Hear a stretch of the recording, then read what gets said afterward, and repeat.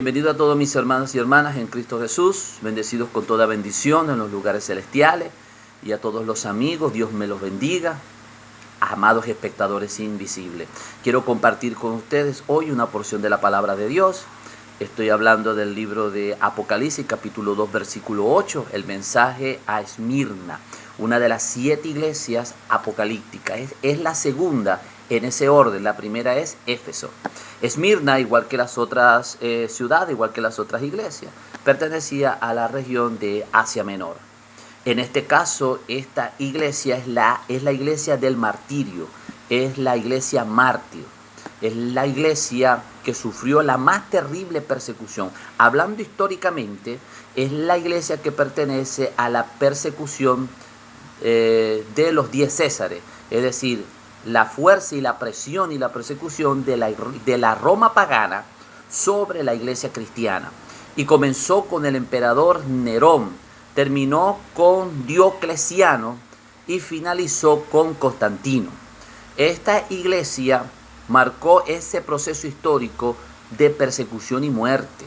Fue una persecución terrible que se vivió para ese momento. Y fíjate que el nombre de Esmirna va con el proceso que vivió. Esmirna quiere decir fragancia de flor machacada, ungüento. Fíjate que tanto el ungüento o el buen perfume necesita ¿qué? Un proceso. Necesita un proceso de trituración, de machacar, de procesar.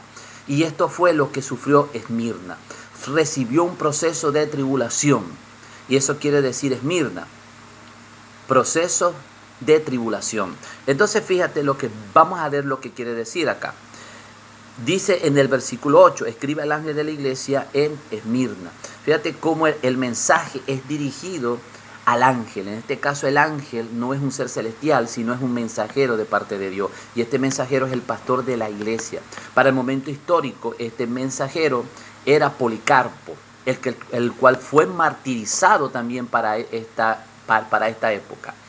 Y dice al ángel de la iglesia, así es como Dios trabaja. Yo quiero hacer un alto acá y decirte, esa es la teocracia de Dios, ese es el gobierno de Dios. Dios siempre pondrá hombres al frente de un pueblo y ese hombre será el interlocutor. Ese hombre será a quien Dios llevará la palabra para que la deje o para que se la deje o para que se la dé al pueblo. Así es como Dios trabaja. Entonces, es importante que es al ángel de la iglesia, ¿ok? 2, fíjate cómo se le presenta. Se le presenta en 2 formas. 1, el primero y el postrero.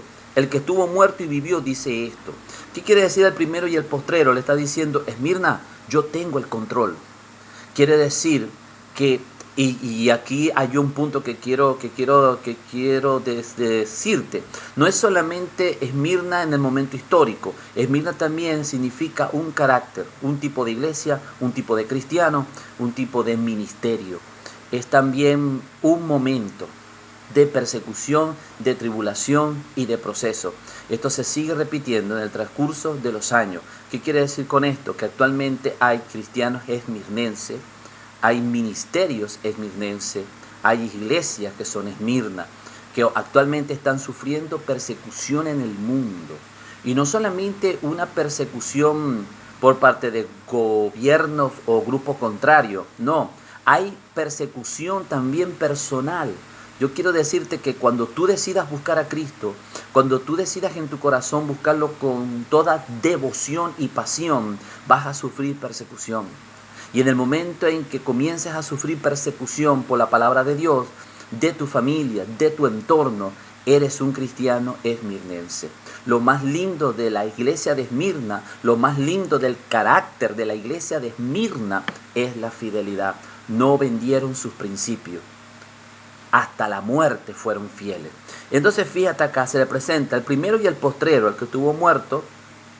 El primero y el postrero tiene completo control. Y dice, el que estuvo muerto y vivió dice esto. Fíjate que aquí Esmirna fue llevada hasta la misma muerte, fue martirizada hasta la misma muerte. Pero Jesús le dice, no tengas miedo, yo vencí la muerte. ¿Qué quiere decir esto? ¿De qué está hablando Jesús? Hay 2 tipos de muerte. Está la primera muerte, que es la muerte física, y está la muerte eterna, que es la separación eternamente, como el nombre lo dice, de Dios. Jesús le dice, no tengan temor de la primera muerte, no tengan temor morir por mí, no tengan temor entregar sus cuerpos por mi causa, porque ese mismo cuerpo que ustedes hoy están entregando por mi causa, mañana en la resurrección yo se los voy a devolver glorificado.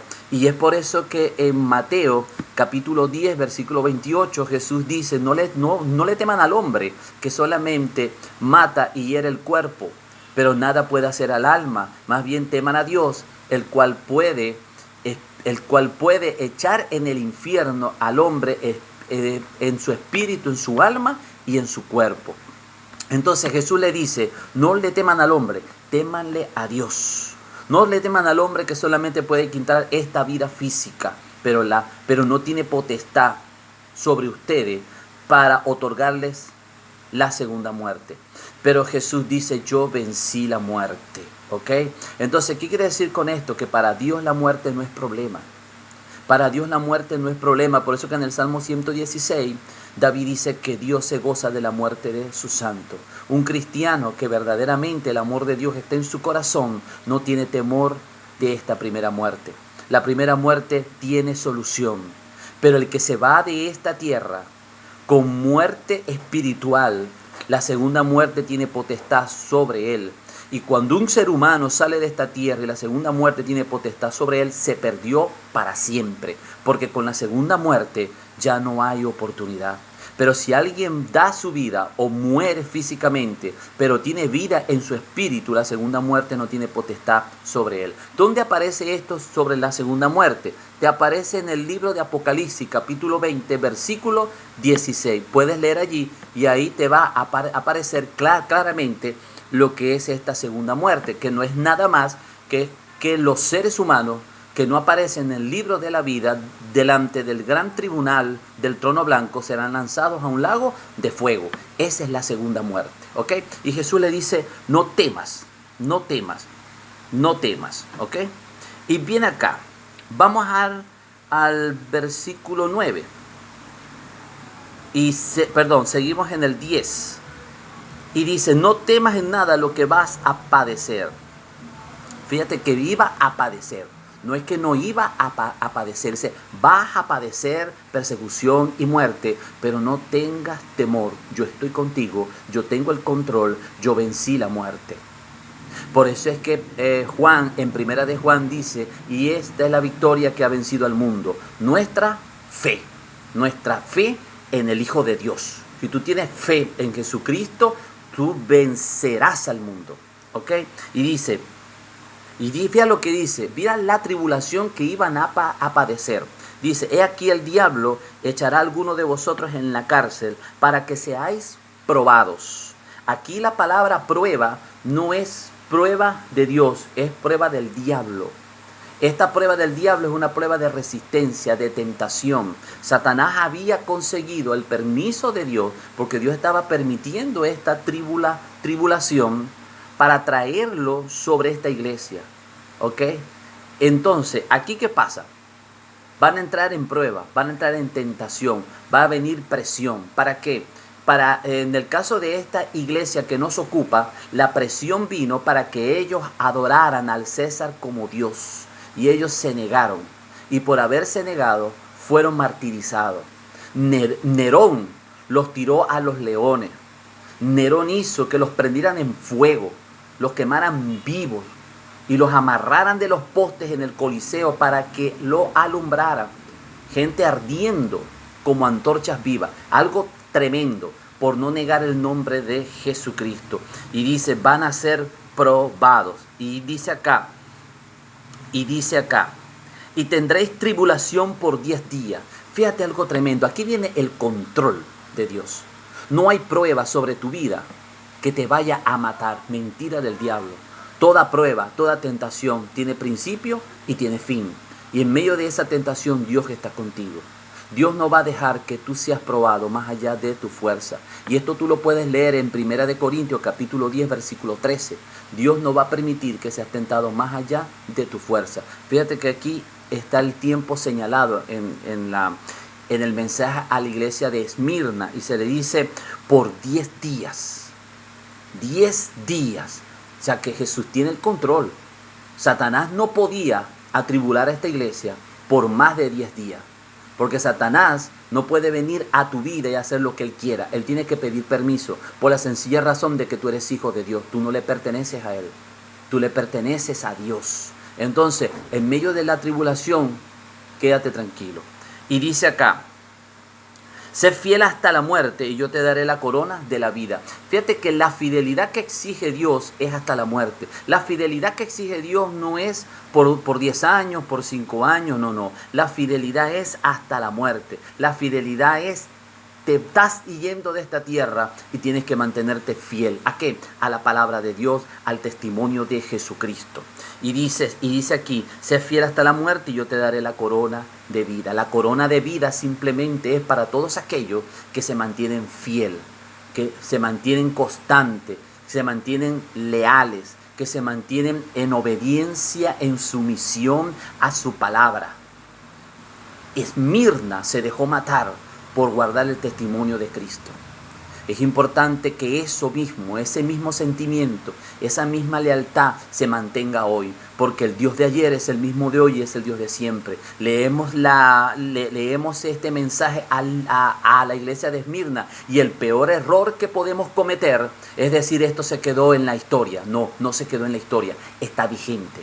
Es la voz de Dios, es la voz de Dios diciéndonos hoy, tú tienes que ser fiel. Tú tienes que mantenerte fiel hasta la muerte. Esa es la fidelidad que Dios pide. ¿Ok? Y fíjate lo que dice aquí. El que tiene oído, oiga lo que el Espíritu dice a las iglesias. El que venciere no sufrirá daño de la segunda muerte. ¿Ves? Hablando de la segunda muerte. Entonces, cuando tú te mantienes fiel a la palabra de Dios y fiel a Jesucristo, y sales de esta vida en completa fidelidad, la segunda muerte no tiene potestad sobre ti.